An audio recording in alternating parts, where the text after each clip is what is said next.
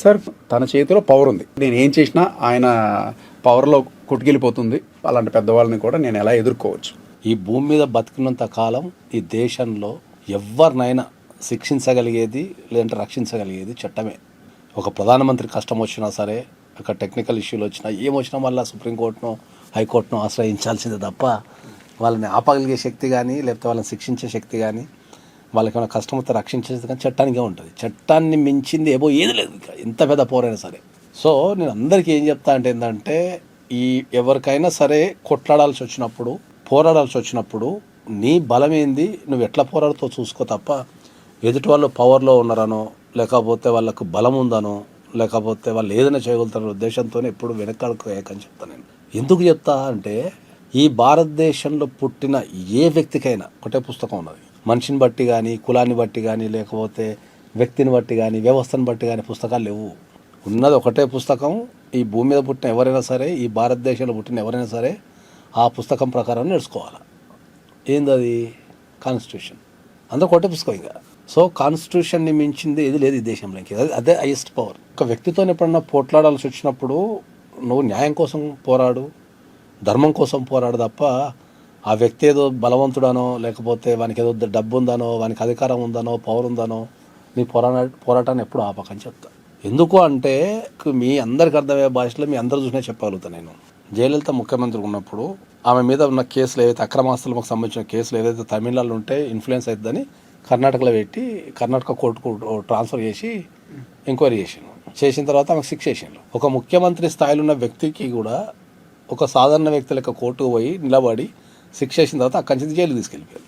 ఇప్పుడు మరి ఒక రాష్ట్రానికి ఆమె ముఖ్యమంత్రి, ఒక పవర్ఫుల్ వ్యక్తి, ఆమె తలుచుకుంటే ఒక జడ్జినో లేకపోతే ఒక చట్టాన్నో లేకపోతే ఇంకో దాన్నో ఆపుకోలేదా? ఆమెకు పడే శిక్షని అది చేయలేదా? సో ఇది జైలుకి ఎందుకు పోయింది ఆమె? మరి ఇది ఒక సాధారణ వ్యక్తి లెక్క అవును, జైలుకి ఎందుకు పోయింది? అంటే అంత పెద్ద పర్సన్ని ఢీకొనాలంటే ఎవరు పర్ఫెక్ట్ ఉండాలి? చట్టమా, అడ్వకేట్? మన భారతదేశం ప్రధానికి ఒక చట్టం ఉంది. ఆ చట్టాన్ని వాదించే అడ్వకేట్కి కూడా అంత క్యాపబిలిటీ ఉండాలంట. ఒక అడ్వకేట్ ఎటువంటి కేసును గెలవగలుగుతాడు ఎప్పుడు అంటే మనసు పెడితే.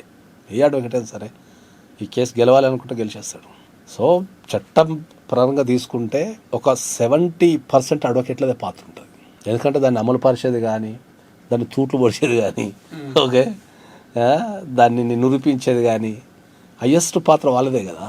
ఇప్పుడు ఒక న్యాయ వ్యవస్థ అనే ఒక పదాన్ని కనుక మనం తీసుకుంటే దాంట్లో హయ్యెస్ట్ ఎప్పుడు అవైలబుల్ ఉండి తెల్లవాళ్ళు దాని మీద పనిచేసి పోరాటాలు చేసి తెల్లవాళ్ళు చదివి మెంబర్స్ పరంగా కూడా మేమే ఎక్కువ కంపారిజన్ టు కోర్ట్ స్టాఫ్ జడ్జెస్తో పోల్చుకుంటే కూడా మేమే ఎక్కువ.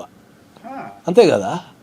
ఇప్పుడు దేశం మొత్తం మంది ఎంతమంది జడ్జెస్ ఉంటారు, ఎంతమంది అడ్వకేట్లు ఉంటారు.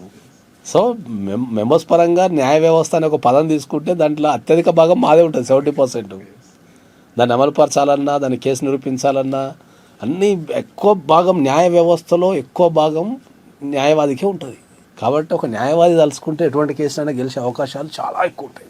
సో పెద్దోడు చిన్నోడు ఏముండదు ఆడ. ఇప్పుడు ఒక జయలలిత సమస్య తీసుకో, ఇంతకు రీసెంట్లీ చంద్రబాబును కూడా అరెస్ట్ చేశారు. పూర్వం ఆంధ్రప్రదేశ్ రాష్ట్రానికి పనిచేసిండు ఒక విజన్ ఉన్న వ్యక్తి. అట్లాంటి వ్యక్తిని కూడా అరెస్ట్ చేయగలిగేది చట్టమే. మళ్ళీ సేమ్ అయ్యారు, మళ్ళీ సేమ్ చేసిన కూడా చట్టమే. ఇక్కడ అట్లా చాలా కేసులు ఉన్నాయి మన దగ్గర. డబ్బుతోని కానీ అధికారంతో కానీ నువ్వు చట్టాన్ని కొనలేవు ఎప్పుడు. ఆ చట్టానికి ఉన్న చట్టాన్ని కొనేశారు, వాళ్ళేమో చేతుల్లోకి తీసుకున్నారంటారా? ఇది కాదంటారా? జనరల్గా ఏమైంది అంటే ఏంటంటే, ఇప్పుడు గెలవలేనోడు ఎన్నేం చెప్తాడు.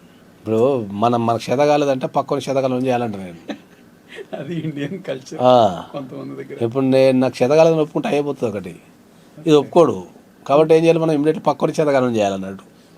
ఓకే, వాడు కొనేసిండానో వీడు కొనేసిండానో ఫోన్లు చేపించుకుని అంటారు. ఉండొచ్చు, ఏదో 1-2% ఉంటుంది. ఎక్కడైనా ఏ వ్యవస్థ అయినా సరే గుర్తుపెట్టుకో, అది ఏ పనైనా సరే ప్రపంచంలో ఏ మనిషి అయినా సరే ఒక 10-20% వేస్టేజ్ అనేది 100% ఉంటుంది. ఏ మనిషి, నువ్వైనా నేనైనా తప్పులు చేస్తూనే ఉంటాం. ఎవడు పర్ఫెక్ట్ ఉన్నాడు? ఏ మనిషి పర్ఫెక్ట్ ఉన్నాడు? అట్లా ఏ వ్యవస్థ పర్ఫెక్ట్ నడవదు, ఏ పని కూడా పర్ఫెక్ట్ కాదు. సో ఆ పర్సంటేజ్ గురించి మాట్లాడడం వేస్ట్ ఆఫ్ థింగ్ అంటాను నేను. ఎందుకంటే నీకు మెజారిటీ 80-90% అంతా సక్రమంగా ఉన్నప్పుడు నువ్వు పర్సంటేజ్ గురించి మాట్లాడడం తప్పు అంటే నేను. ఎందుకంటే వ్యవస్థలో ఉంటుంది 80% కంపల్సరీ ఉంటుంది, నువ్వు ఉండకుండా ఇది ఉండదు. కాబట్టి నేను ఏమంటా అంటే ఎదుటి వ్యక్తి ఎవరైనా కానీ నీ చేసే పనిలో న్యాయం ఉంది, ధర్మం ఉంది అనుకుంటే నిన్ను న్యాయం 100% గెలిపిస్తుంది. నీకున్న న్యాయానికి నువ్వేమన్నా మలికి అంటిస్తే దాన్ని ఏమన్నా రూపురేఖలు మారిస్తే మనం చెప్పలేం, కానీ 100% వర్తిస్తుంది. నోట్ దిస్ పాయింట్ ఎవరన్నారు నాగేశ్వరరావు పూజారి గారు ఏం చెప్తున్నారు అని అంటే, మీ తరపు నుంచి వాదించే అడ్వకేట్ బలంగా ఉన్నారు అని అంటే, అది మన పవన్ కళ్యాణ్ది డైలాగ్ ఏదో ఉంటుంది కదా, సినిమా పుస్తకం న్యాయం ఎప్పటికైనా గెలుస్తుంది, కాకపోతే కొద్దిగా లేట్ అయిద్దేమో. ఇది డైలాగ్, ఇది దీన్ని మీరు దేనికన్నా అన్వయించుకోండి కానీ న్యాయం 100% గెలుస్తుంది. ఆ గెలిచే క్రమంలో కొద్దిగా లేట్ అయిద్దేమో అంతే, కానీ న్యాయం గెలిచి తీరాల్సిందే. అది ఆ లేట్ అనేది వ్యక్తిని బట్టి వ్యవస్థను బట్టి ఉంటుంది అంతే. మీరు ఆ కాన్ఫిడెన్స్ లేదు, మనకు ఉరికే క్రమంలో ఏమైందంటే మనకు ప్రయారిటీస్ మారిపోతుంటాయి. ఒక ఆలోచన ఉందనుకో, వ్యక్తి యొక్క ఒక ఆలోచన ఉంటుంది కదా, ఎవ్రీ 5 years ఒకటే పనిని ఎవ్రీ 5 సంవత్సరాలకు రివ్యూ చేయి, డిఫరెంట్గా కనిపిస్తుంది. ఏజ్ని బట్టి దాని మెచ్యూరిటీ లెవెల్స్ బట్టి కనిపిస్తుంది. ఇప్పుడు ఒక పని చేస్తావు ఈ సంవత్సరం నువ్వు, ఇప్పుడు ఏమవుతుందంటే ఈ ప్రపంచం అంతా తప్పు అనుకుంటే తిరుగుతుంటావు నువ్వు.